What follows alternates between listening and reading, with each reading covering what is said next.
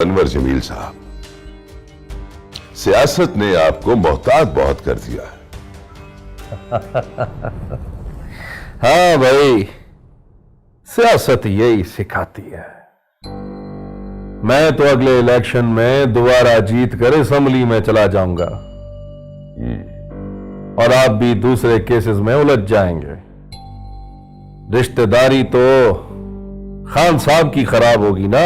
नहीं अनवर जमील, मेरे मूड पर असफन की रिहाई मुनस्सिर नहीं।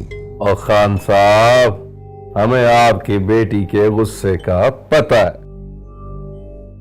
जचता है भाई, जचता है।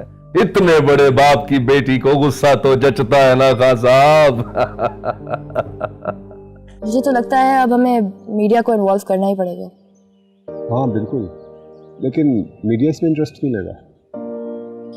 अरे जहां से सबूत मिलने थे सारे, वो थाना एक ही रात में जल के राख हो गया। कोई मजाक है क्या? यहाँ तो मजाक ही है। असफन अंकल ने मुझे मशवरा दिया है कि हम अरबाज मामू पे काउंटर अटैक करें, मतलब कि उनको किसी कानूनी तरीके से काबू करें। ऐसा कोई वीक पॉइंट है उनका? यकीनन होंगे। अब उनके ऑफिस से कोई सुराग निकालना पड़ेगा। काम तो डैड और वो एक ही करते रहे ना।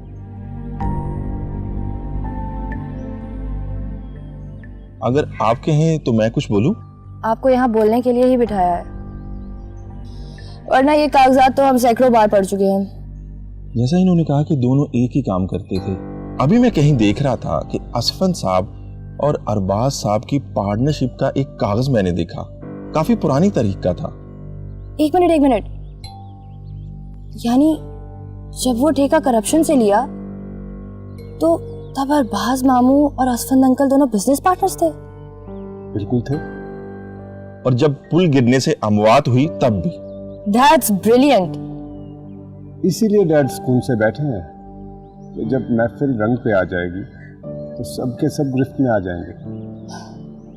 Very good Jibran. Thank you madam, आखिर हमारा भी कुछ एक्सपीरियंस है।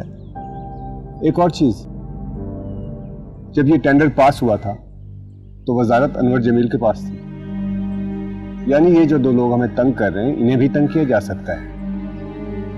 अब तो उनके पास सिर्फ दो ही रास्ते बचे हैं, या तो असफंद अंकल को जेल में ज्वाइन करें या केस की मुआवनत से पीछे हट जाए। और यकीनन वो लोग जेल जाना तो पसंद बिल्कुल नहीं करेंगे। जिब्रान, आप कागजात तैयार करें। अगली पेशी पे असफंद अंकल की जमानत ही नहीं बल्कि सब लोगों को कटहरे में लाने के लिए दरख्वास्त भी डालेंगे। फिर देखते हैं कि कौन खड़ा रहता है और कौन भागता है।